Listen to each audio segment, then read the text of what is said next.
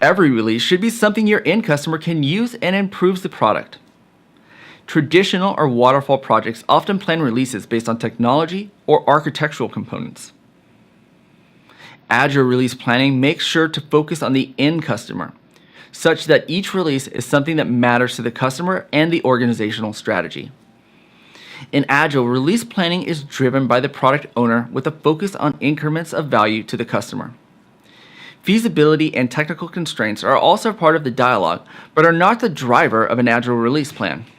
Think about increments of value like pieces that are fully usable to meet the goal. They're not parts that are unusable to the user. Each release should be considered valuable to the user from their point of view. I like the analogy of a piece of cake. Picture a cake with many layers. If each layer is a component of the architecture of the product, a piece of cake goes all the way through each layer to give the person eating it a full experience that is valuable and satisfying. Agile release planning and user stories are no different. Each increment of value needs to be a full experience that satisfies, not a part of it. We plan releases in sprints with this guiding principle in mind. Inputs to the release plan include product vision, product roadmap, dialogues with technical leads and vendors about feasibility, constraints, and architectural considerations.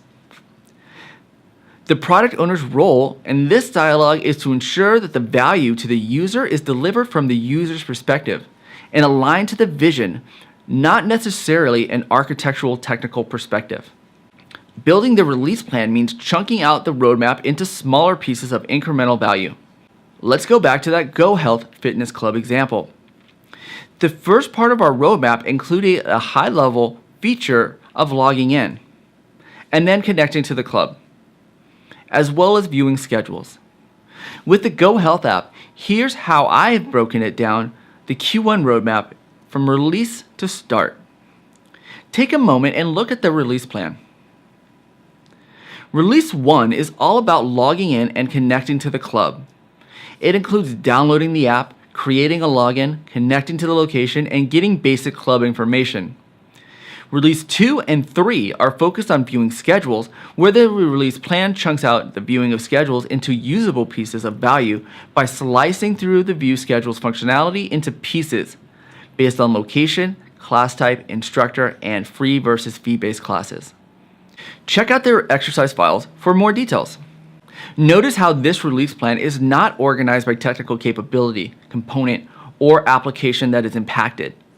It's organized by what the product owner is seeing is the value to the customer. The product owner's role is to keep this lens in front of the team. Even when the team wants to organize work differently, another part of being the product owner and being agile is being comfortable changing the release plan if needed. This is not set in stone, of course. Not the dates nor the features.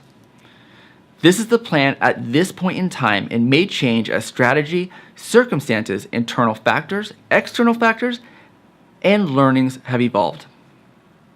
The release plan helps keep the team focused and plan iterations to deliver value. Keep your release plan up to date and aligned to the user, product vision, and roadmap. Most importantly, collaborate with the team to keep the customer and the value drivers in front of them.